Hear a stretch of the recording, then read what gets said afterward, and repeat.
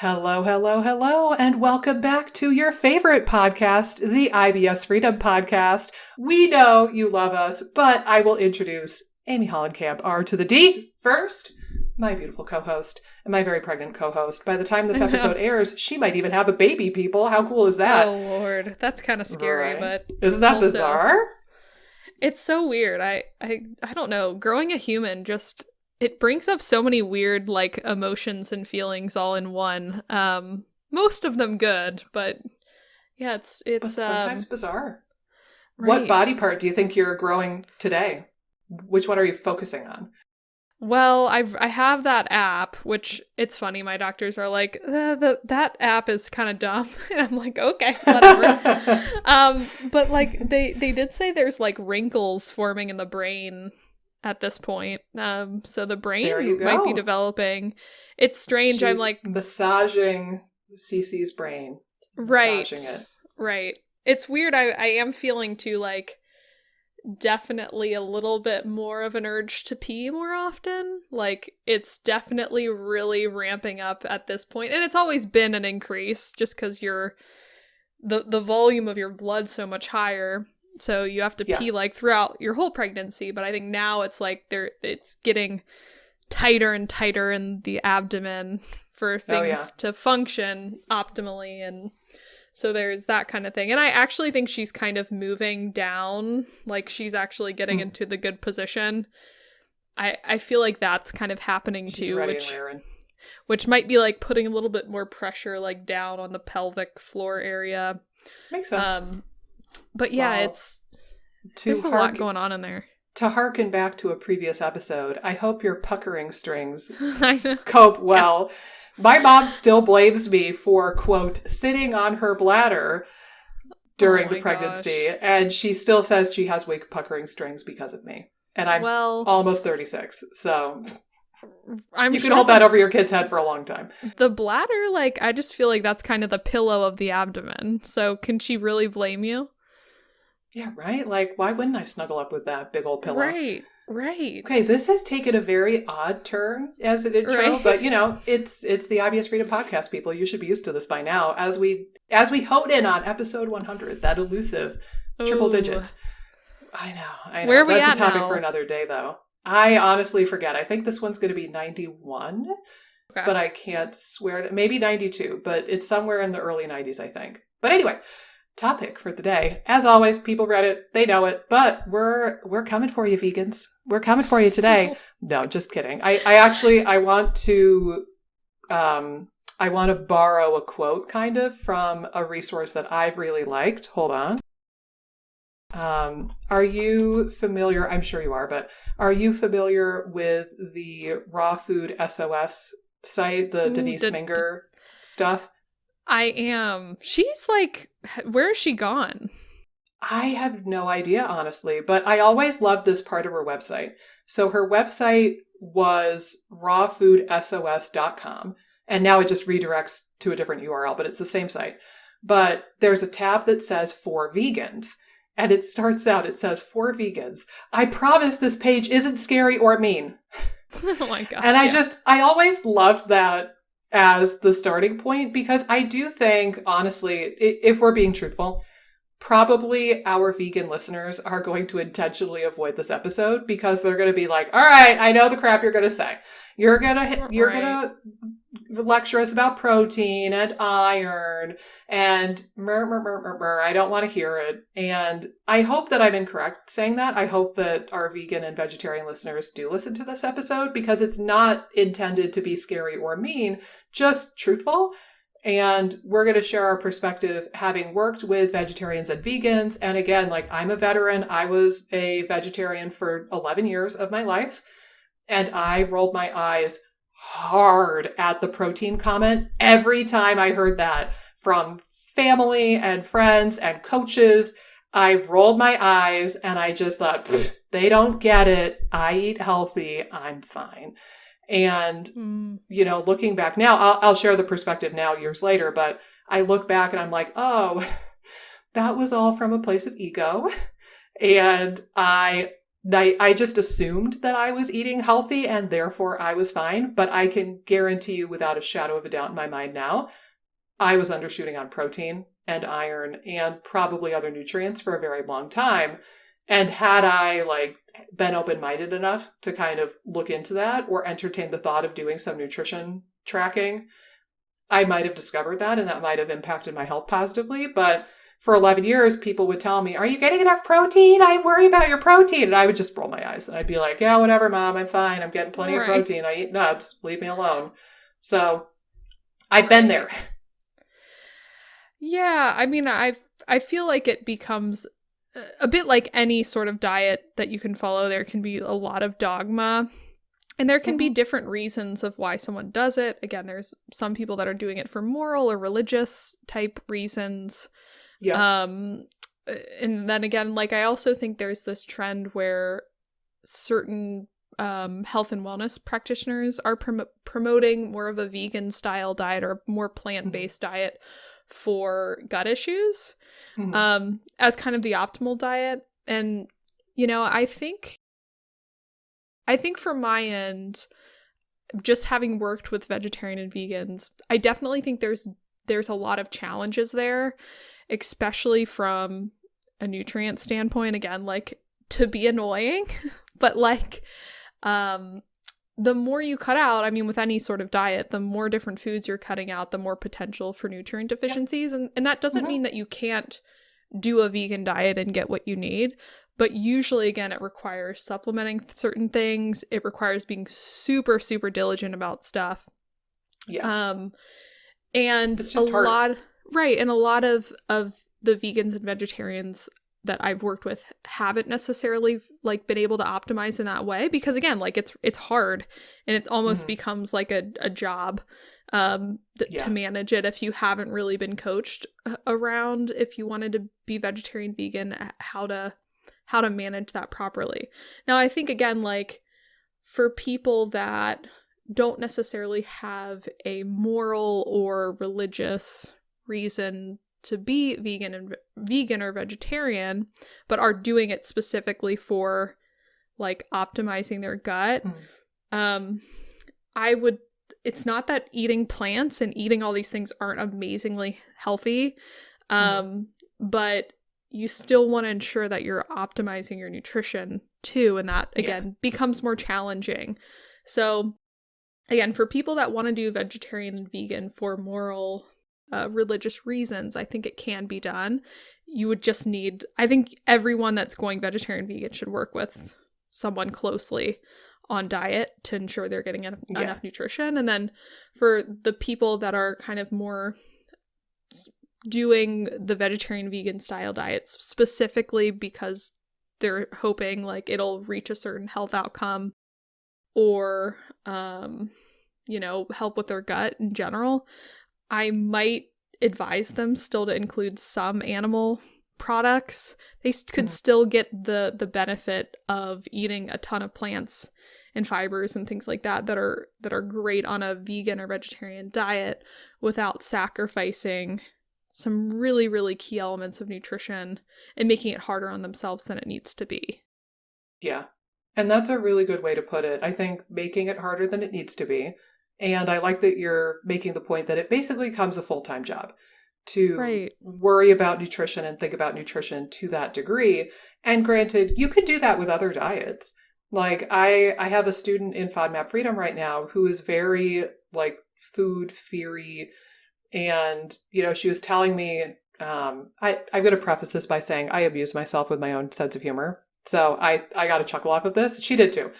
But in one of the Q&As, she was talking about how everything she eats is organic and grass-fed and local and sprouted, and she sprouts all her grains and she sprouts all her nuts and she soaks all her these, and everything is nutrient dense, this and that. And she was talking about her nutrition, but in another breath, like she joined FODMAP Freedom because she wants to diversify her diet and she wants her gut to feel better, right? So she's like in this kind of spiral with the food fear, food shame kind of patterning, like the orthorexic patterning. Right. But then she also wants to heal her gut, and like the two are not jiving together. And I literally told her on a Q&A, I think this was like 2 weeks ago, as of the recording of this episode, I said, what would you say if I said one of my goals for you is to be able to eat Doritos? And she was like, oh God. I was like, you can choose not to. But like, I feel like it was a good thought experiment to even pose that idea to her because she was so deeply horrified. But I really think that nutrition is about like being able to live your life. And if you find that your healthy eating, quote unquote, is getting in the way of living your life, then like, what's the point? Who cares if you live 10 years longer if you're absolutely miserable and crippled with food fear and anxiety for the rest of your life? I would rather live to be 80 and have a good relationship with food rather than live to be 100 and have food fear and have a terrible relationship with my food and obsess over the health of my food. Personally, like that's just how I think it ends up working out. So it's like, what are you striving for? Like, do you want to live like a normal life and feel good and feel happy? Or I don't like, what is your goal, you know? Yeah, and I would even argue too, like, I think a lot of the longevity studies, like, if I remember right, one of them that I saw, like the number one top indicator of how long you live is your relationships. So like, how connected are you? Like, do you have good relationships with people? And again, like to me, even from a longevity standpoint, you could be doing everything right dietarily to push the needle, but if other factors of health aren't in place, you still might, succumb to death if that's this is getting into a morbid it is like, it's like not a happy part of the podcast right now, but realistically I'll pose even a more grim one just to take this to an unrealistic level. You could have a clean, perfect, organic, pristine diet and get hit by a bus and die tomorrow. Right. What was it for? Like, if you die and you were miserable and unhappy and not well, and you sacrificed relationships and you sacrificed your well-being, what does it all mean if you get hit by a bus tomorrow? Like, we all have to have like that little teeny tiny like one brain cell that says, hey, today could be the day. I'd better make the most of my life right now. So, and it's not to say like eat Twinkies every day because they're delicious and the bus might hit you tomorrow. Like, that's not the point of this. But there's balance, right? Like, there's extremes on both ends. Don't eat Dr. Pepper and Twinkies for every meal of every day. Don't get into the orthorexic, obsessive, clean eating kind of stuff at the cost of sacrificing your life. Like, meet somewhere in the middle, people. Right. Like, especially, again, like, I think that the orthorexic style eating prevents you from connection because, like, you won't go to restaurants if it's not organic or perfect or however you want it to be. So, and I Although, sorry, can I interrupt you like 5 times every episode, I feel like. So sorry, just as a blanket statement, I'm sorry that I do that. But apparently I'm not going to change it. I will say too, this might be part of the difficulty of getting people to change their diet sometimes, is that on the flip side, you might alienate your existing friends and family and coworkers from your life because you're too picky to go out to restaurants or go to a wedding. But I do think that these diets, especially like the more stringent ones, you feel like you belong to a club, right? So like, I still remember like when I was a vegetarian, if I went to like a barbecue or a cookout and I brought my own veggie burger and I met another vegetarian who brought their own veggie burger, we were like instant friends, right? Like, oh, we have this commonality. Holy crap. Like, we're going to be BFFs. And similarly, like, there are meetup groups and Facebook groups and Instagram celebrities that you can follow and TikTokers. And you can get to this place where you feel like you're part of the club. You feel like you're part of the group.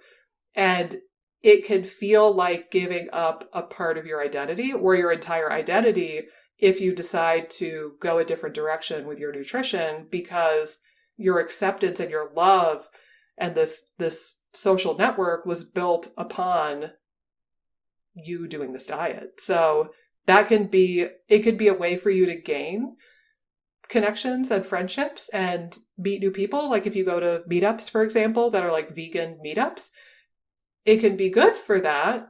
But again, it's a slippery slope because then it entrenches you in the dogma that much more, and it makes it that much more difficult to make choices that would go against that. You know, it's like if you're in a cult, making a decision that goes against the cult becomes increasingly difficult the deeper you get into the cult. Right. So, right. It's like, again, it becomes very dogmatic at times. And sometimes, again, you're getting indicators that this isn't a great diet for you. Like if you're struggling with really low iron or really low B12 or really low protein or whatever, like, and really struggling to get that up, but you're still maybe sticking to this even when you don't really have to. Mm-hmm. Yeah, I do think that the dogma piece of it gets intense. And let me ask you this, because I would say of the people that come to me, especially the ones that are doing like plant-based or vegan specifically for gut health, the two main people that I generally see them following are the fiber-fueled guy. Okay. He's the GI doc. I can never pronounce his name. But the guy that wrote... I know he's in Charleston, though. He's not all that far from where I am, actually. Yeah, I thought he was in the South. Okay, so he's the guy that wrote Fiber Fueled. And I will say, like, what I've heard, and I haven't necessarily, like, deep dove into that book. But with that book, he sort of says that he eats vegan himself, or at least this is, like, what I have learned from clients who have read it and told me about it. But he doesn't necessarily, like, really strongly push it. Like, he still says, oh, if you want to eat some meat, that's fine. Or whatever. You know, he's not like super a BTW. Right. Like, I think he somewhat promotes it, but not, like, super intensely. Like, he's not pressuring you in any way to do it. But, like, that's kind of, like, what he promotes somewhat in his book. And then the medical medium is the other big one that has been around forever. That's a little bit more on the vegan side of the spectrum. So, like, those are the two I hear often.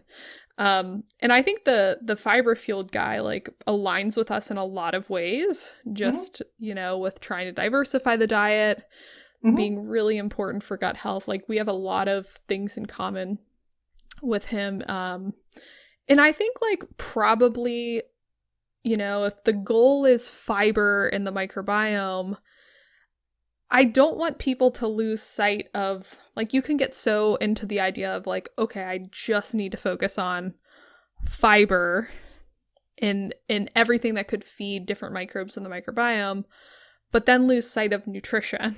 So I think, like, sometimes when I hear, like, the vegans and vegetarians is optimal for gut health, because it's, like, so rich in fibers and things like that. But I think a lot of people that might be in those camps are not necessarily looking at nutrition as a whole.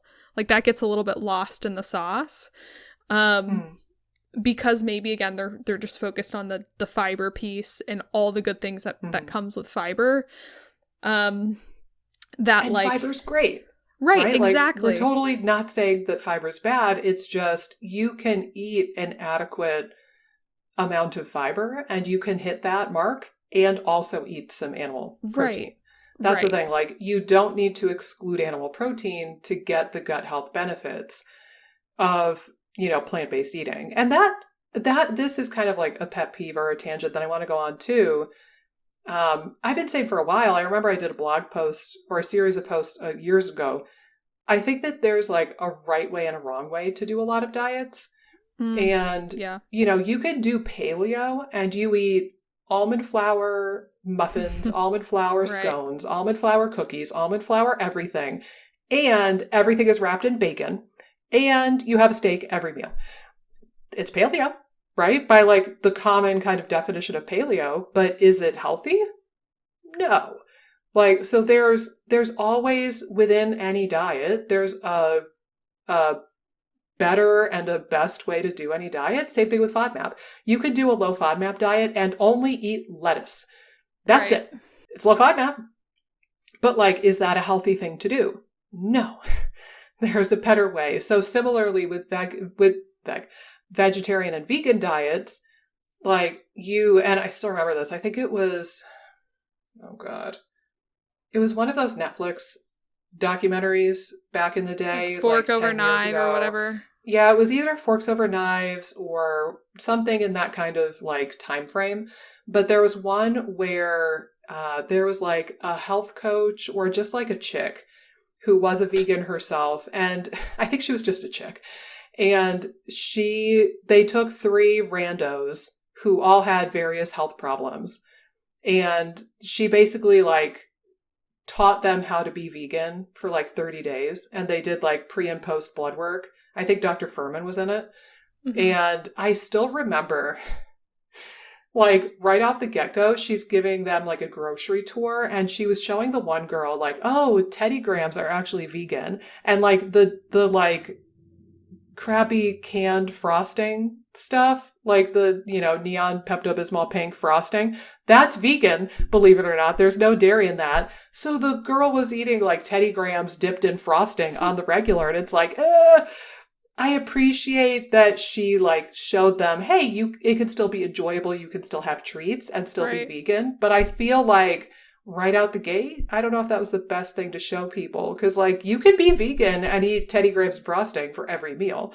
Or you can be a vegan and eat like a really wide diversity of foods, and you could and make sure that you get enough protein.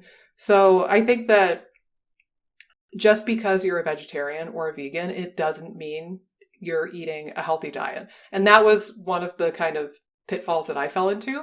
I automatically assumed that because I was a vegetarian, I must be eating a healthy diet because I was vegetarian. Like, how could I not be healthy? And looking back, that was not necessarily the case. Like, I definitely had room for improvement. So I forget what sparked that tangent, but thank you for letting me go on it. Well, and I think like I think there's, with my clients too, like the SIBO and IBS crowd, because sometimes a lot of the protein sources have been cut out too, whether you're vegetarian or vegan, like if dairy's cut out or eggs are cut out or beans are cut out, lentils are cut out, nuts, and like some people are cashews, nuts and seeds.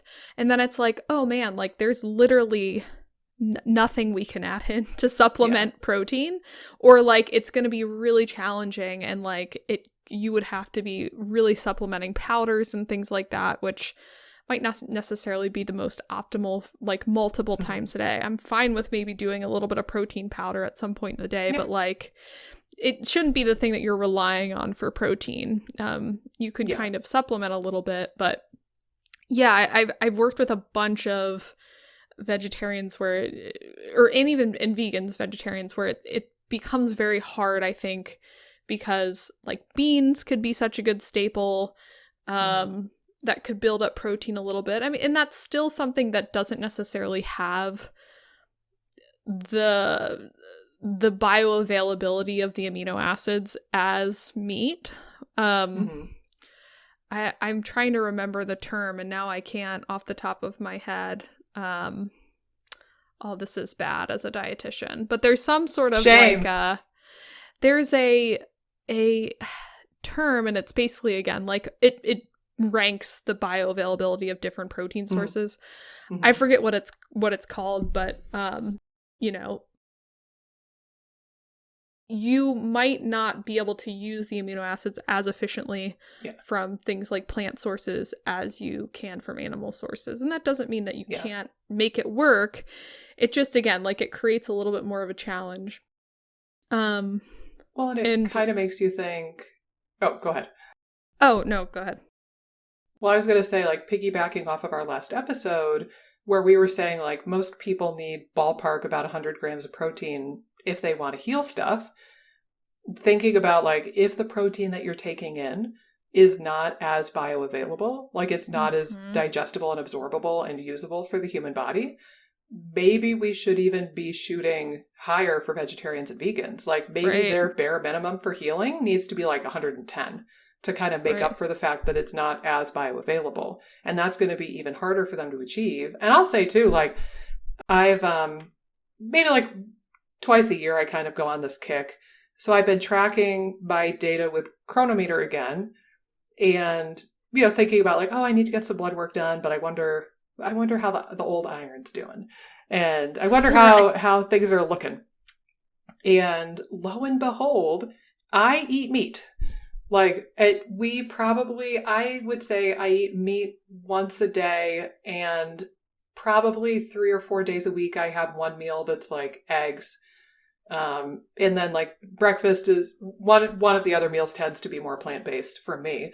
Mm-hmm. But I eat meat, I eat red meat, and I have yet to hit 100% on my iron once. Right. Even once, which Yeah. is absurd. But like so yesterday we had burgers for dinner, and I only got 82% of the recommended daily value for iron.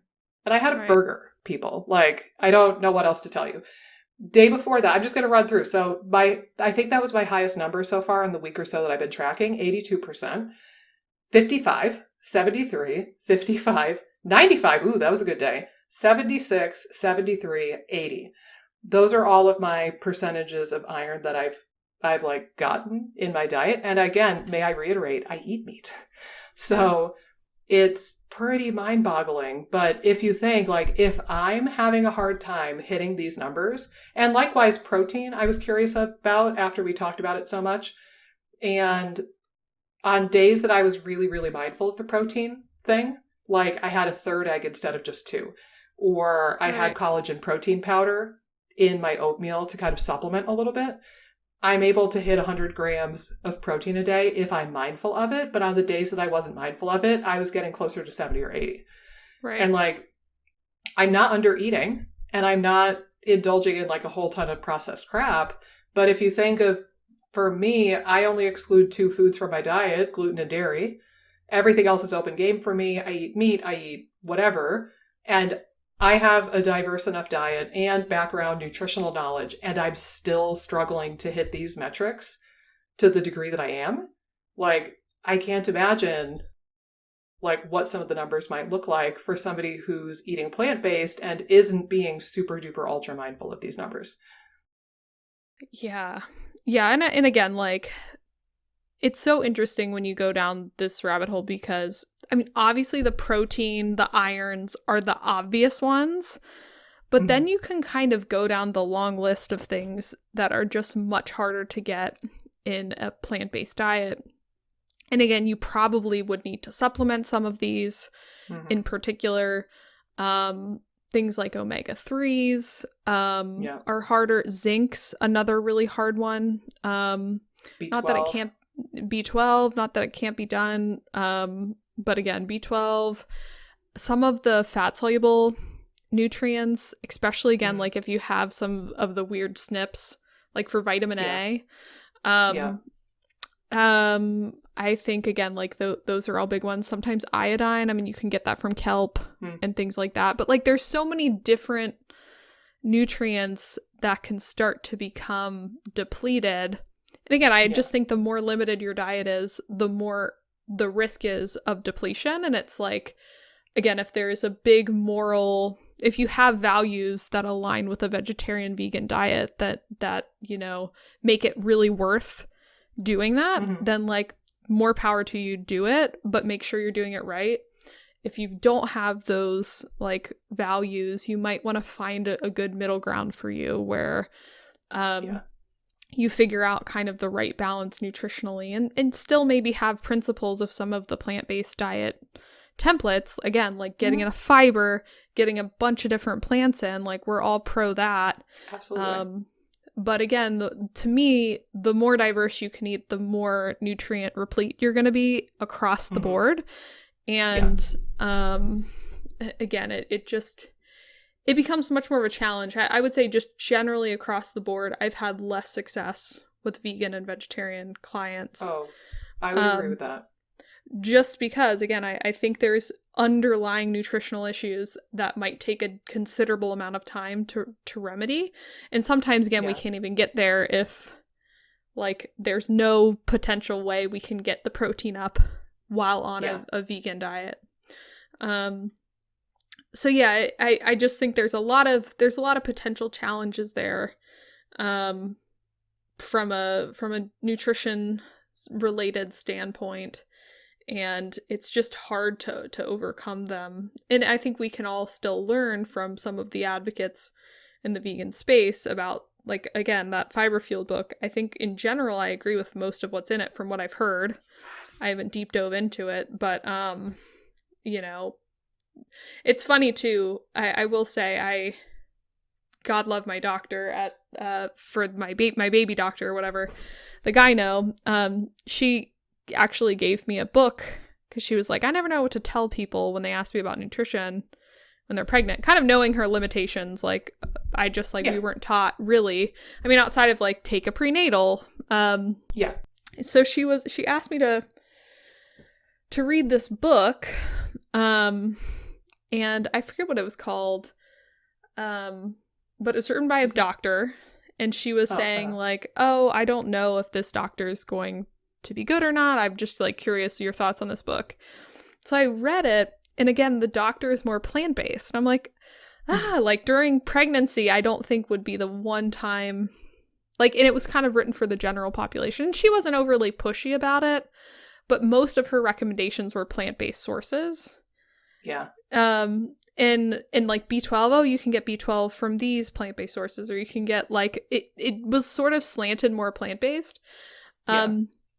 And I think, again, like, if you're certainly plant-based already and you want to stick with that during pregnancy, that's amazing. But I think sometimes it's, again, it would make me super nervous for someone to go plant-based during pregnancy. I was a little bit like, whoa, just like as a dietitian, like, I don't know if this is the best time to experiment with going plant-based without having any guidance beyond this random book. And testing too. Like, if you're trying a new diet, it's probably worthwhile checking in on a couple of markers, like checking your iron twice a year, just, you know, checking your B12, just making sure that you have enough, like, in your nutrition tracking, and then making sure that you have enough in your blood work to kind of like double check that or confirm that. But I know, like, I'm much more reluctant to draw a whole ton of blood in pregnant women because you need the blood. So pregnancy isn't the best time of your life to get a whole boatload of blood work done and confirm or deny the presence of nutritional deficiencies. So I agree. It's not the time to experiment necessarily, not with something that restrictive. If you want to experiment with like a new recipe, or something, you know, like that. Or like a day, fine. like if you're going to go plant-based for a day or something like that.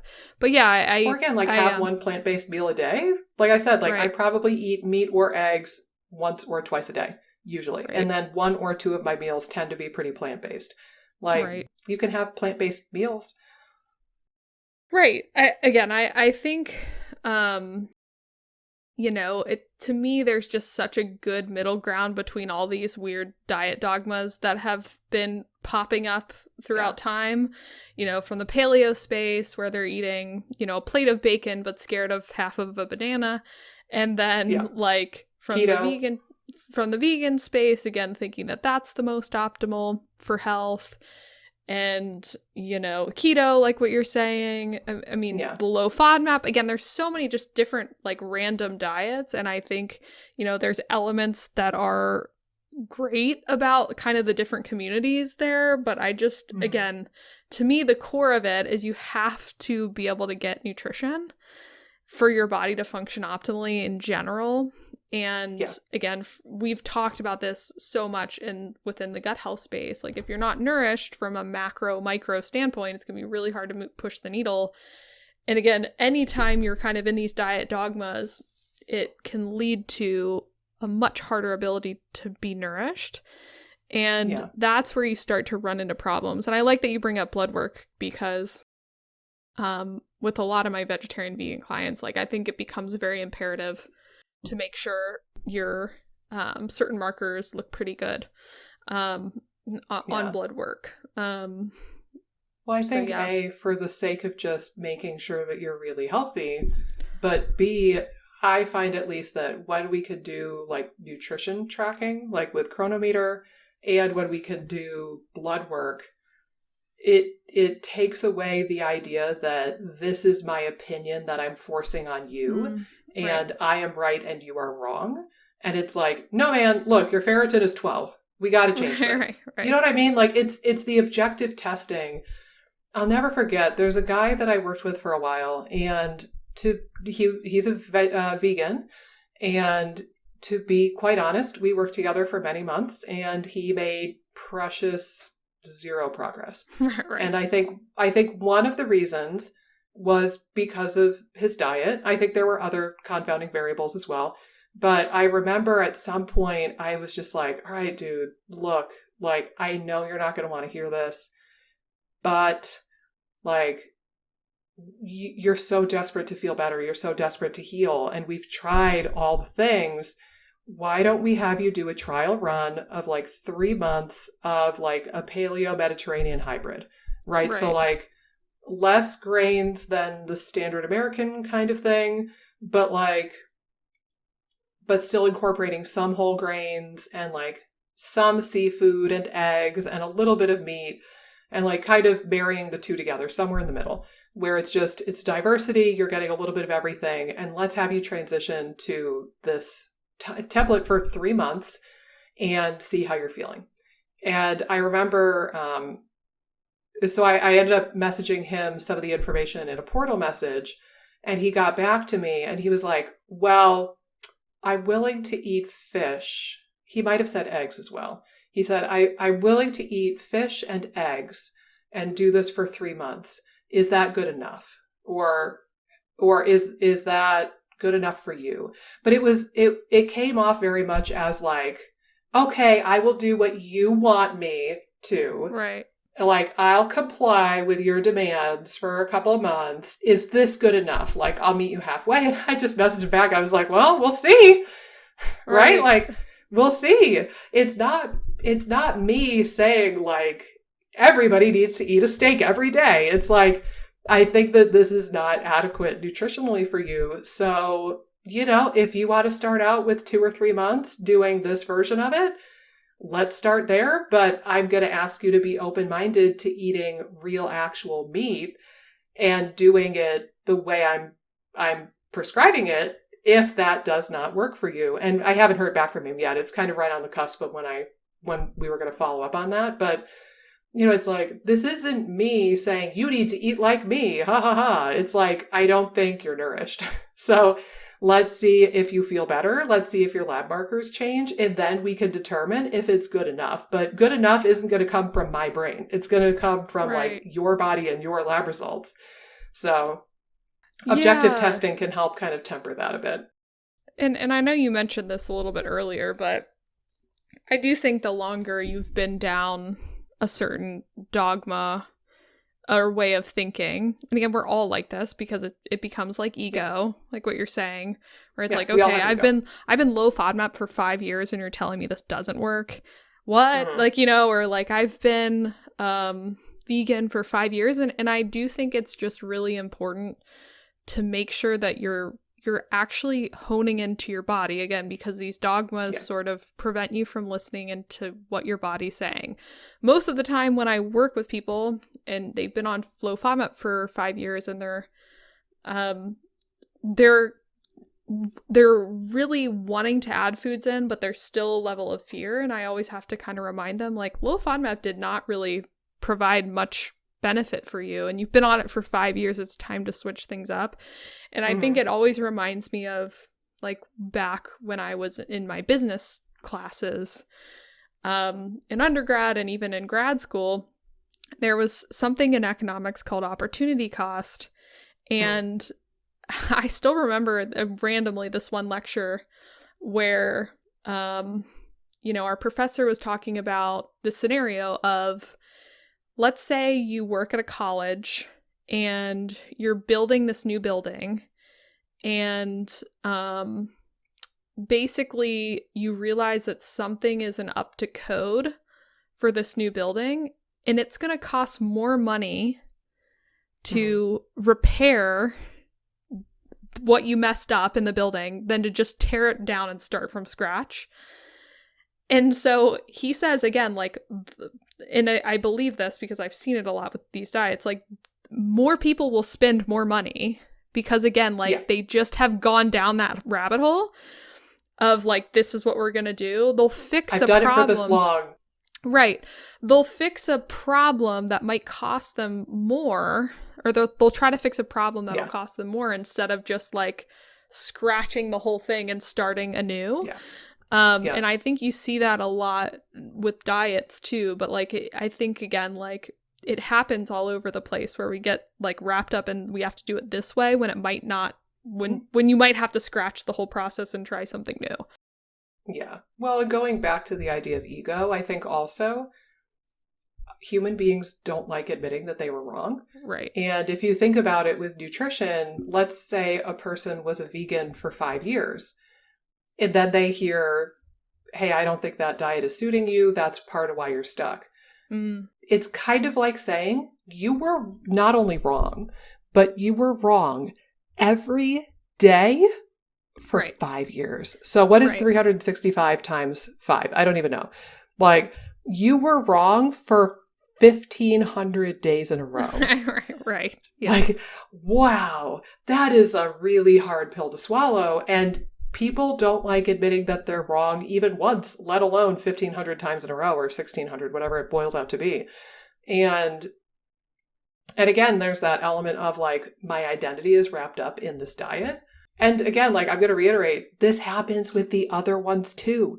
Like, you see the people who are paleo and they start a blog and they start a Pinterest board and they go to the meetups and they're the paleo person. And then transitioning off of that is like ripping away part of their identity. It's like ripping off their left arm. And keto, God knows keto does this too. Like, oh, you're like with your cronies. And I'll provide at least one example going the opposite direction from the rest of this podcast. I think I shared a little bit about this woman previously, but I was working with a lady. She had like some IBS stuff, some histamine stuff, some hormone stuff, and she wanted to lose weight. That was her primary thing. And she was doing keto, quote unquote. Mm-hmm. And she would do keto, her kind of version of keto, and she would do that like really strictly for like a week or two, and then she would completely fall off the wagon for like a week or two, and she would cycle on and off. And this was the gal that I shared once before, was eating like 2 pounds of cheese every day. It was nuts. Like, that was her version of keto. And she had high cholesterol, and we looked into it, and it was the bad kind of cholesterol. Like, it was not the friendly kind. We confirmed it with like advanced lipid testing. And she was pre-diabetic and still had the weight that she wanted to lose. And it comes out months and months into working with her that I think she had shared it with me and then kind of belittled it a little bit. And I was trying to work within the confines of the preference that she had of doing keto. So I was trying to work with that and like respect her wishes there. But it came out again that, you know, years ago, the one and only thing that helped her lose weight and decrease her cholesterol was when she did the Joel Fuhrman diet, which is basically a plant-based diet. Right. And she did that for like 6 or 8 weeks. She felt great. She lost some weight and her cholesterol went down.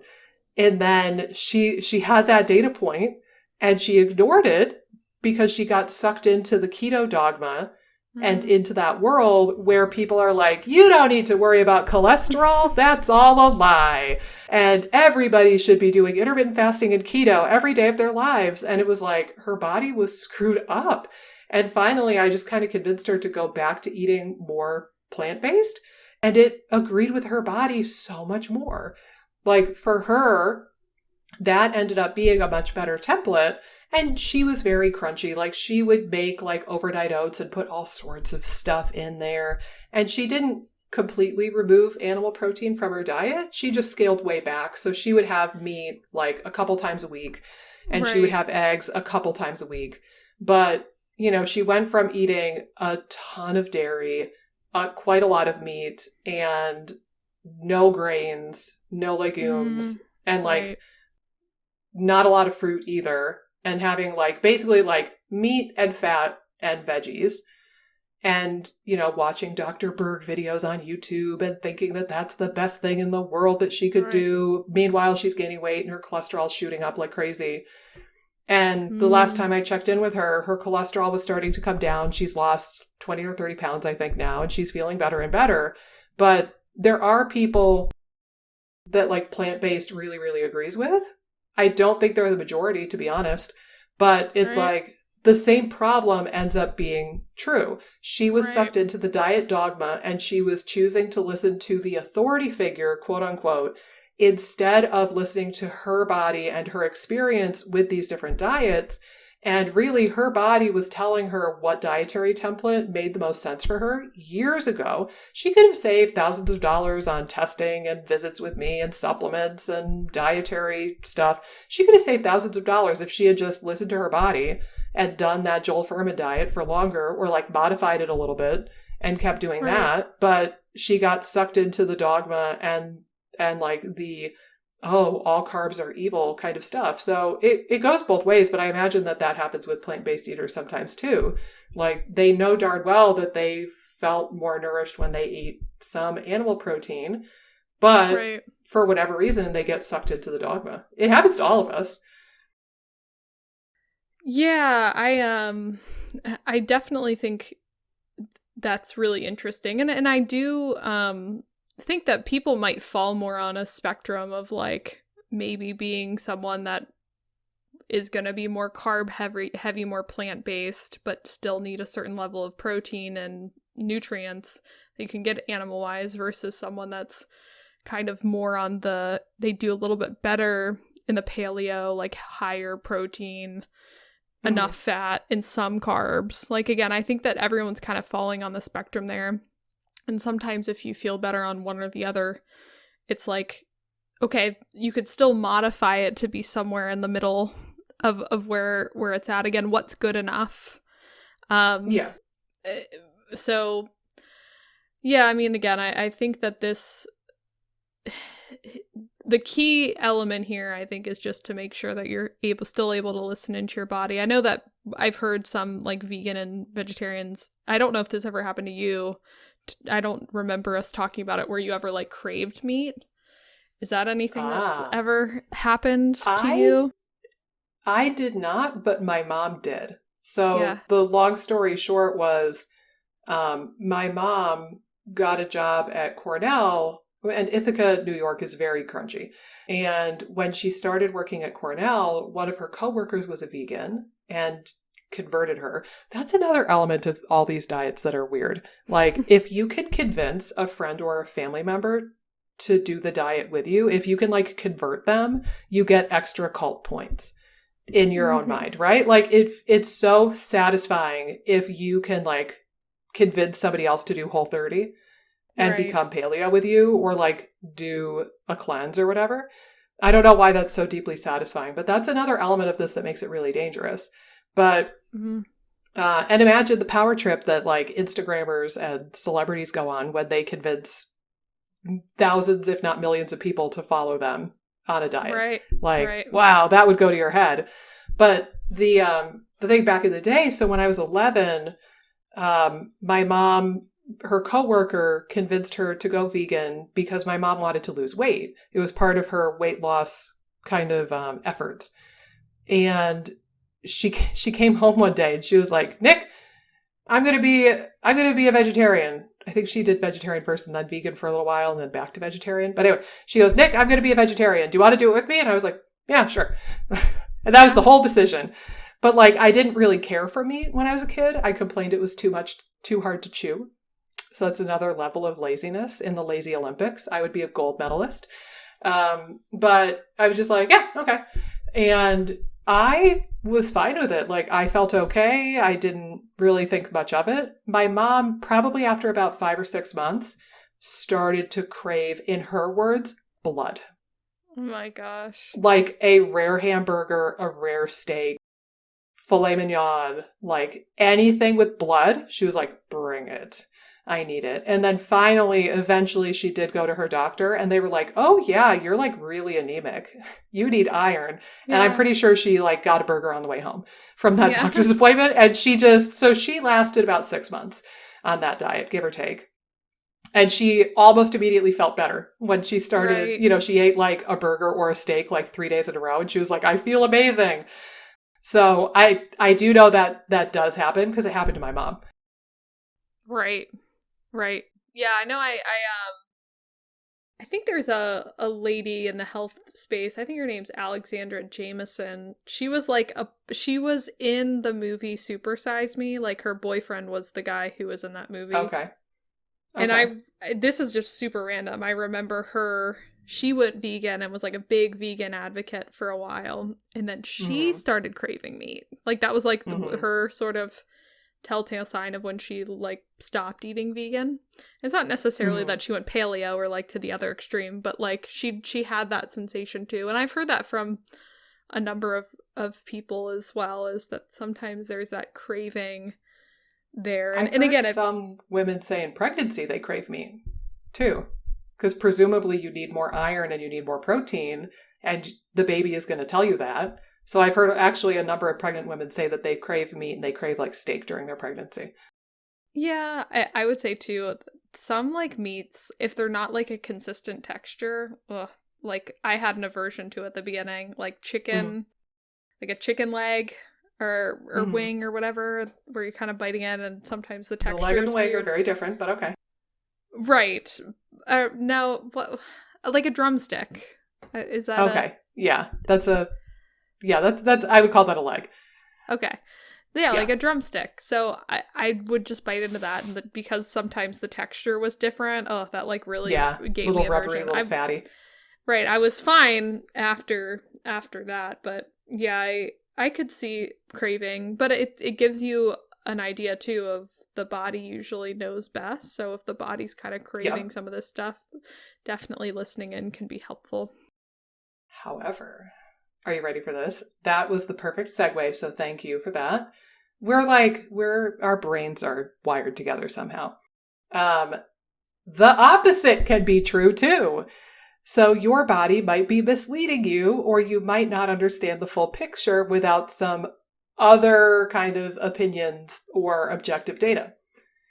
I have seen many, many, many people who have digestive issues and they cut out meat or they cut way back on meat because they felt like they couldn't digest it. And then I come in and I'm like, well, that sounds like you have low stomach acid, or you weren't chewing it enough, or you were eating too quickly. But like that sounds more like a low stomach acid thing from my standing.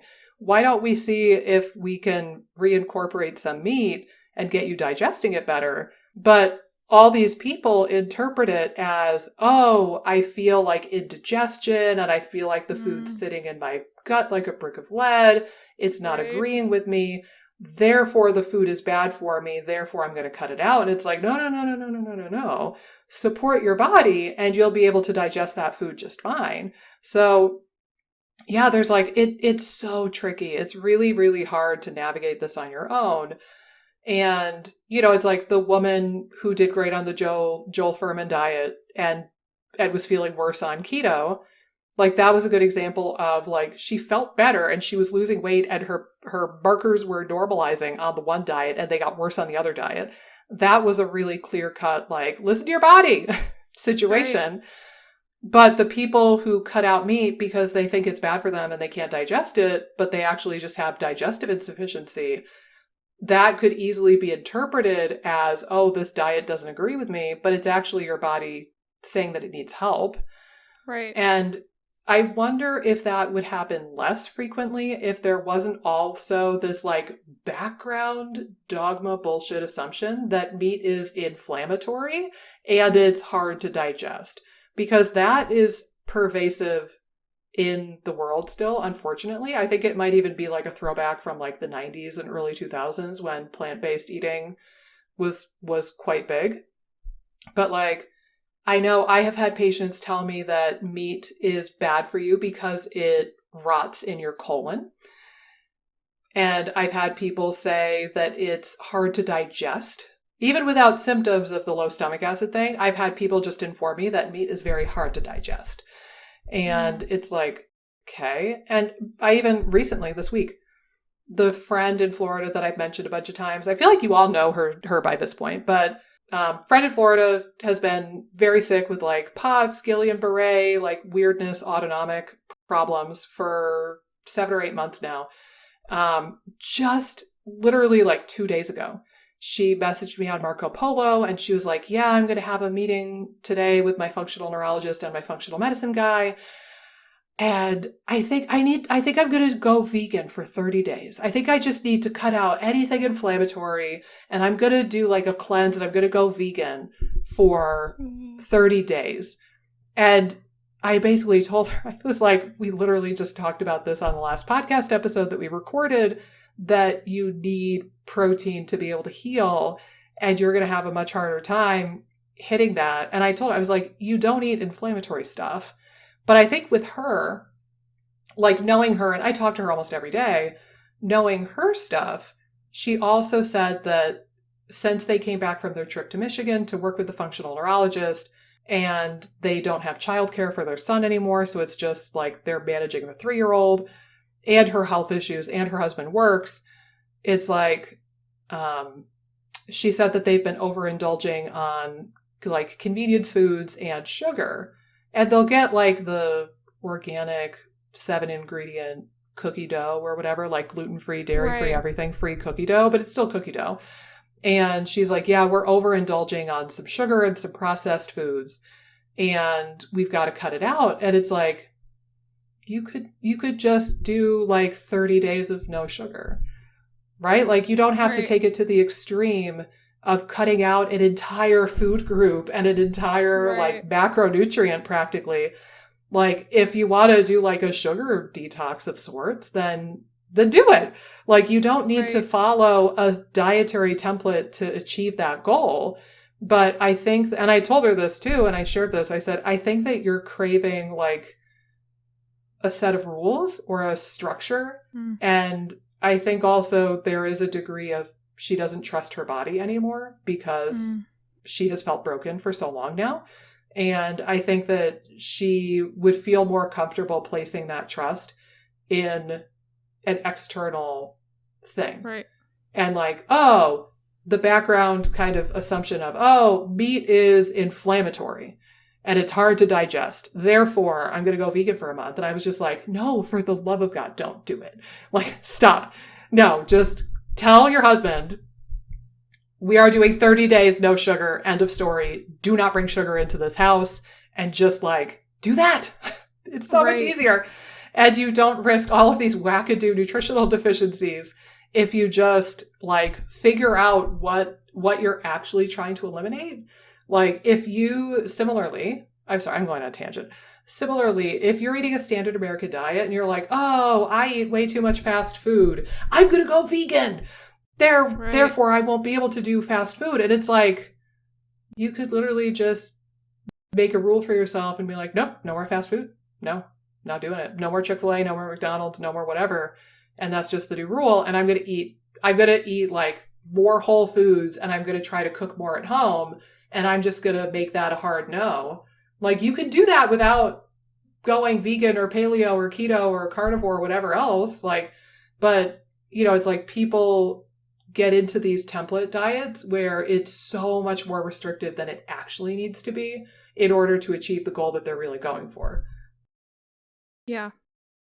Yeah. Well, and I think, you know, from the protein digestion standpoint, I'm glad you brought up to like the HCl scenario. I do think, you know, I have worked with people, and again, this isn't necessarily the problem that vegetarian vegans have at all, but I have worked with people where I had a client who is a little bit more into like, not necessarily bodybuilding, but she does some fitness competitions. Yeah. And so like sometimes if she pushed her protein too high, she did notice like, I didn't feel as good if my protein got to this level, but I feel better when my protein's between 120 and 130 grams. But if I'm pushing it to like 150 or higher, I just don't feel as good, even though that was kind of the macro she was experimenting with. And I think too, protein does require more calories to break down. I don't necessarily think it's like something that's way harder to digest, but I also think, like, I wonder a little bit about, sort of the vicious cycle you can get caught into if your digestion's just like not great overall, and then you lower intake altogether, and then kind of stomach acid suffers. And then what kind of do you feel most of a problem with when you have low stomach acid is not really feeling great with protein. So it can be just this whole vicious cycle that can compound on itself to where like, okay, you need a certain level of calories for digestion and motility to operate smoothly. And again, that includes things like HCl. So, if protein's like a problem, making sure again you're getting enough nutrition in general can be really important. Mm-hmm. Yeah, there's so much to unpack with this, and I'm gonna laugh at you publicly right now, by the way, because when we got on this episode, you said this will be a shorty. No, 9 times out of 10, when we anticipate it's going to be a short episode, it's not. But there's so much to unpack here. And I think it's really worthwhile, assuming that we have even one vegan listening to the rest of this episode now. But again, I think that really like kind of the overarching like what now scenario. If you're a vegetarian or if you're a vegan or you're thinking about doing one of those diets and you're listening to us right now, here's kind of the eagle eye perspective I want to share.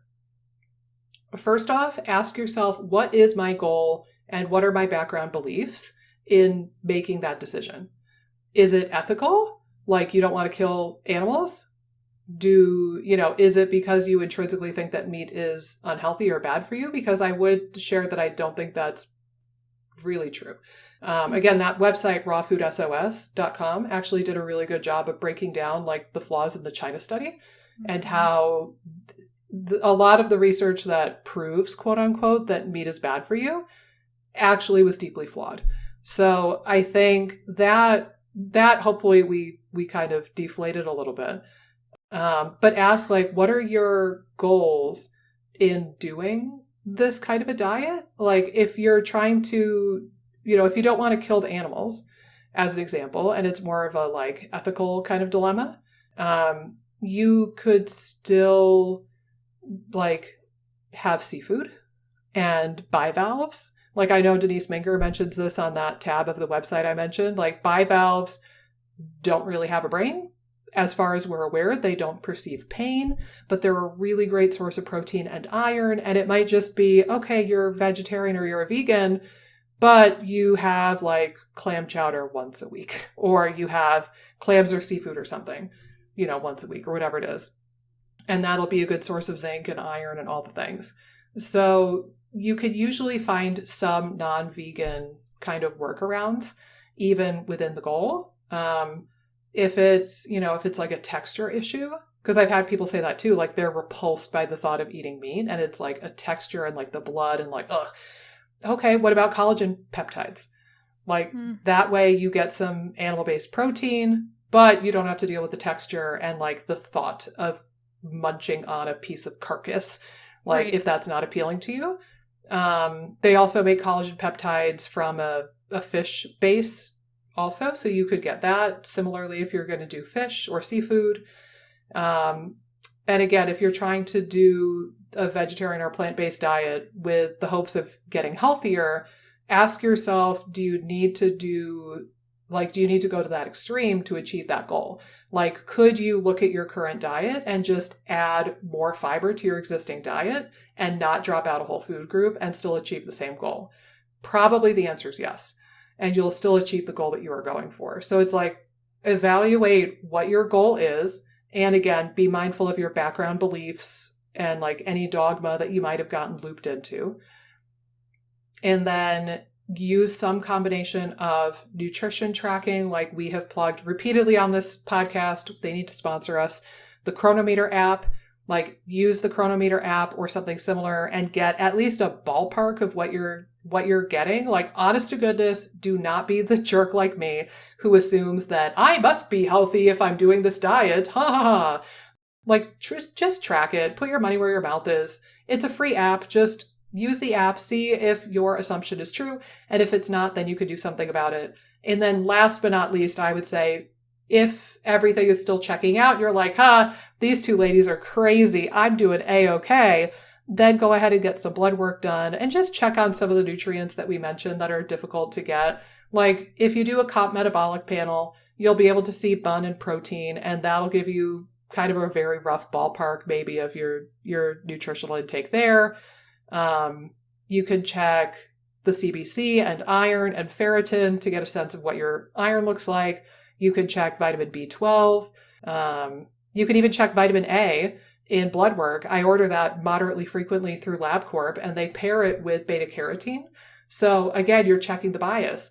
If you're sitting there saying, I can just eat carrots and I'll get all the vitamin A I need, sometimes that's true, but sometimes it's not. If you run that blood work through LabCorp and you see beta carotene and vitamin A both measured side by side, you will see that sometimes it's not super common. It's maybe like 5 or 10% of people, but sometimes you'll find that your beta carotene is nice and high and your vitamin A still sucks. Those are the people who need to eat honest to goodness real vitamin A from like fish liver or cod liver oil or like eggs or something that has preformed vitamin A in it. But again, like you wouldn't know that unless you get some objective testing and you kind of check your own bias. So that's my executive summary for whatever it's worth. Yeah, I like that summary. I think the only thing I would definitely add is, again, like, I think you can make a vegetarian and vegan diet totally work. So I don't want to like say that we're totally poo-pooing that here, and I don't think we did. But again, you can make it work. I would work very closely with a dietitian or with someone that can actually monitor some of these things if that's something that you want to do, at least for a period of time. Someone that's going to really look into your nutrition.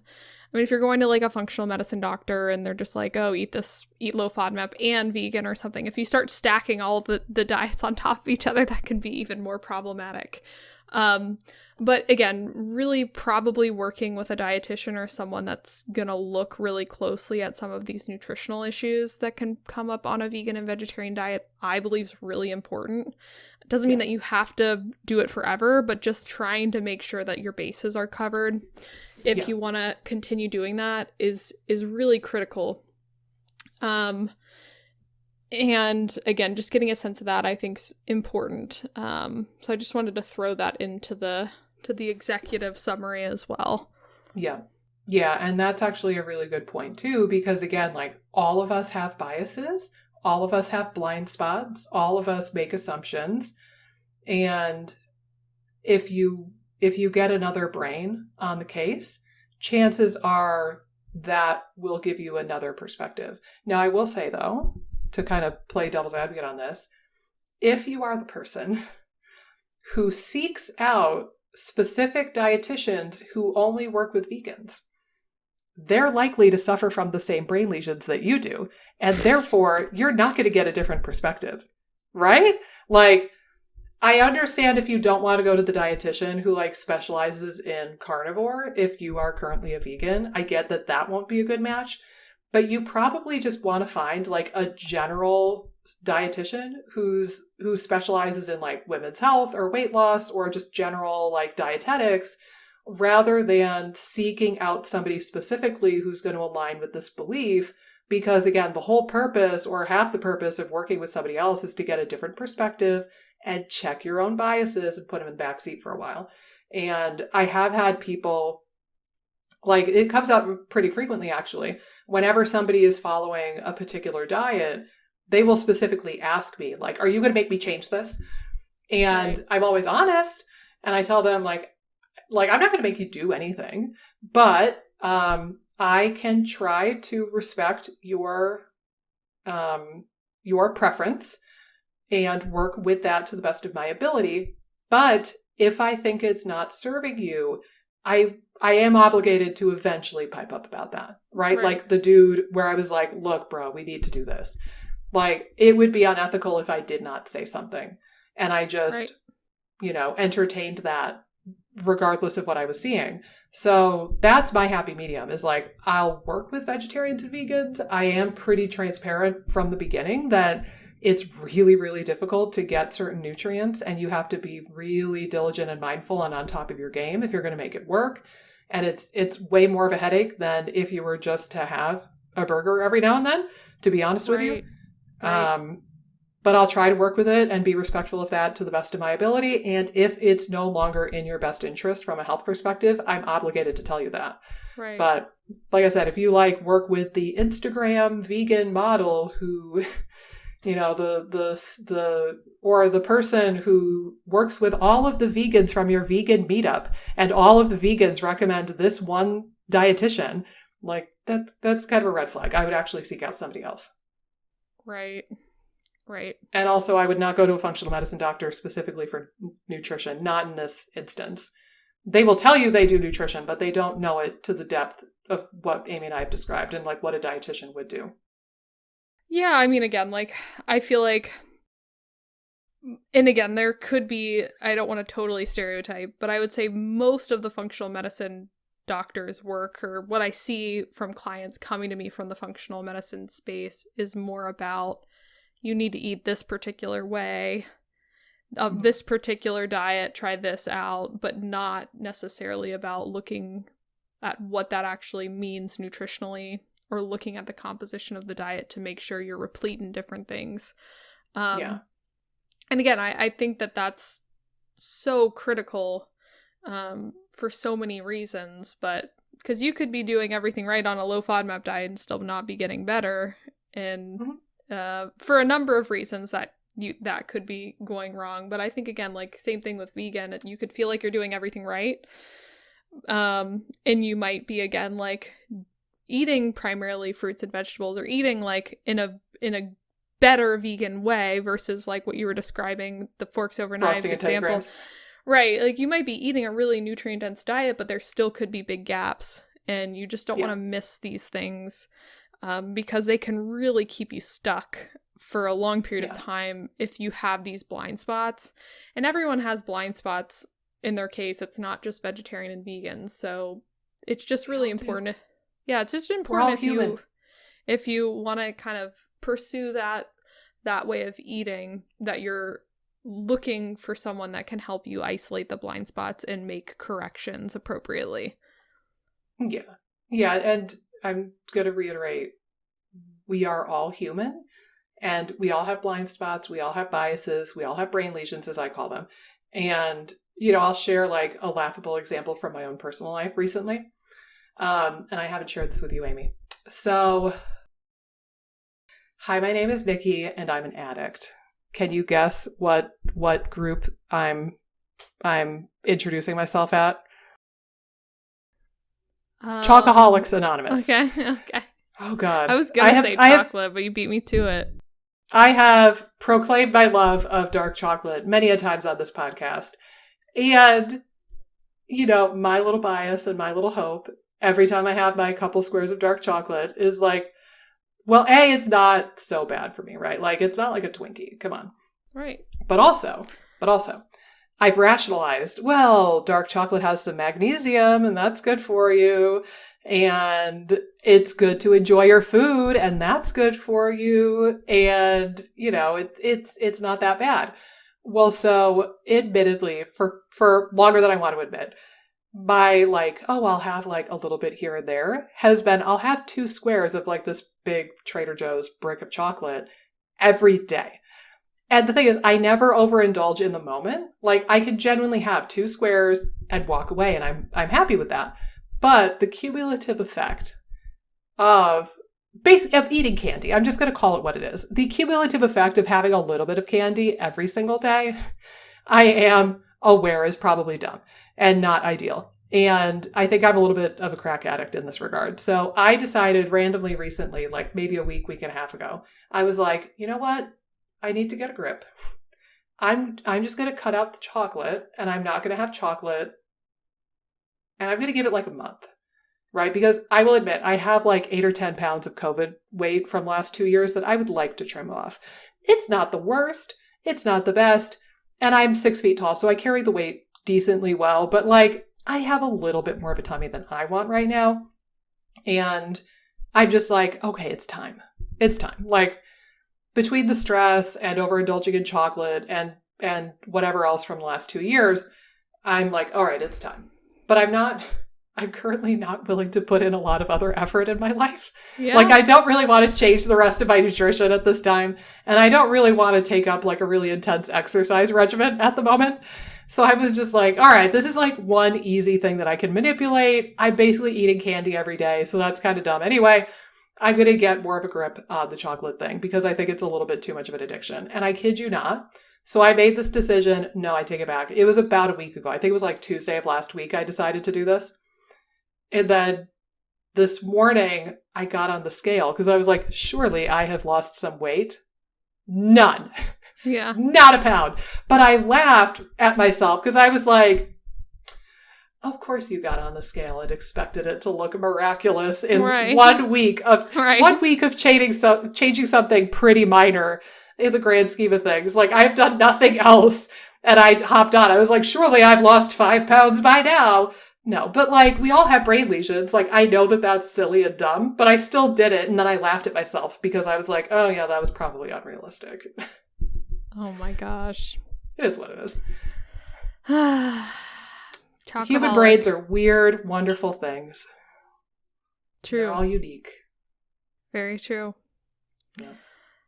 So I'll keep you posted on my chocolate addiction rehab. Yeah. I had to hide my own chocolate. I mean, I know where it is, but I put it kind of out of sight, out of mind. Yep.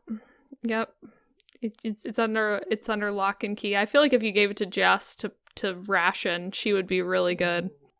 No. Because she's more of a chocoholic than I am. Okay, so she would obliterate the entire bar in a day. Okay. So no. Well, then it would just be done with, you know? True. But that's the weird thing though. Like, it's oddly comforting to know that chocolate is in the house. Right. Like, I don't know why, but it's like kind of soothing to know that if I really had a craving, I could go get that bar. So I don't really like having none in the house, oddly enough. It's easier for me to not feel deprived if it's at least in the house. I know that's backwards, but I'm like pretty good at moderating in that regard. But likewise, I can't give it to my husband because he is like a search and destroy missile when it comes to sugar of any kind. And he would eat it all too. He wouldn't eat it in one day like my child would, but he would eat it in like a week and be like, yeah, I don't know where the bar went. Oh my gosh. So yeah, I need to just hide it on myself. When I lived with my best friend in chiropractic school, she was a little addict for like fruity, sugary, chewy kind of things like Starburst and gummy worms and that sort of stuff. But she doesn't particularly love chocolate that much. I'm a chocoholic, but like you could put a plate of gummy worms in front of me and I do not care about them at all. Right. Like I might nibble the head off of one just kind of for funsies and I'm like, I'm over it and I'm done. So we would swap. Like she hid my chocolate and I hid her gummy worms and shit from her. And that worked great. And we would just like ration for each other. Like, hey man, I want a piece of chocolate. Will you go get me one from the hiding place? And she'd be like, yeah, cool. That worked great until we developed an ant problem because I kept her sugary goodness in my sock drawer. And there was a line of ants going from the kitchen down the hallway, up my dresser and into my sock drawer. And I still remember my now husband, then boyfriend, was visiting for the weekend and we came home from the beach or whatever it was. And we walked past and we see this trail of ants and I was like, oh,